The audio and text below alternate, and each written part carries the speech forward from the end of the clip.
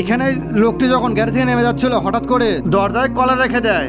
আরে মনে হয় কাজ হয়েছে, দেখি তো আল্লাহ হয়েছে কিনা। এই তো কাজ করেছে, তাড়াতাড়ি এদিকে আয়, আমাদের কাজ হয়ে গেছে। কলার বুদ্ধিটা তো দারুণ ছিল, লক হয়নি। তাড়াতাড়ি গাড়িটিতে উঠে বসো। শিট ইয়ার, আমি তো গাড়িতে টাকার মোবাইল রেখেছি, কাউকে পাঠিয়ে দিচ্ছি। ওই লোকটি গাড়ির ভিতরে আইফোন থেকে অবাক হয়ে যায়। সে তো দেখি গাড়ির ভিতরে দুইটা আইফোন রেখে গেছে। তাড়াতাড়ি করো, এখান থেকে যেতে হবে।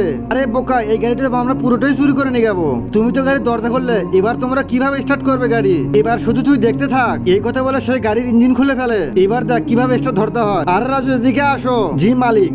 আর গাড়িতে মোবাইল রাখা আছে, গিয়ে এনে দাও তো। আনতেছি। এবার গাড়ি স্লাইম মারলে স্টার্ট ধরে যাবে, যাও। এরপর তারা স্লাইম মারে গাড়িটি স্টার্ট ধরে ফেলে, নিয়ে চলে যেতে থাকে। গাড়ি আবার একা একা কোথায় যাচ্ছে? আরে মালিক, আপনার গাড়ি কেউ চুরি করে নিয়ে যাচ্ছে। আরে এরা কারা? হা হা হা, এরা তো দেখি ফেসে গেছে। মালিক, আপনার গাড়ি চুরি হয়ে গেছে, আপনি এখন হাসতেছেন? ওদের পিছু করেন, তাহলে তোমাকে কিছু দেখায়। আরে ভাইজান, এই মোবাইলটা আমি নেবো। আরে হারাম করে, এটা না ওইটা নে মোবাইল তুই। কিছুক্ষণ পরে গাড়িটি বন্ধ হয়ে যায়, আর দেখি তো দরজাও লক হয়ে গেছে। এখন কি হবে?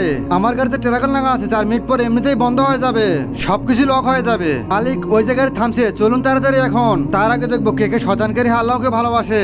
যারা যারা আল্লাহকে ভালোবাসে এই ভিডিওতে লাইক দিয়ে চ্যানেলটিকে সাবস্ক্রাইব করেন। আর যারা শয়তানকে ভালোবাসে তাদের কোনো কিছু করার দরকার নেই। এরপর তারা সুইচ টিপি মারে। আরে হারাম করে, আমার গাড়ি নিয়ে পালাস, এবার কোথায় পালাবি? হুজুর আমাকে মাফ করে দিন, আমার ভুল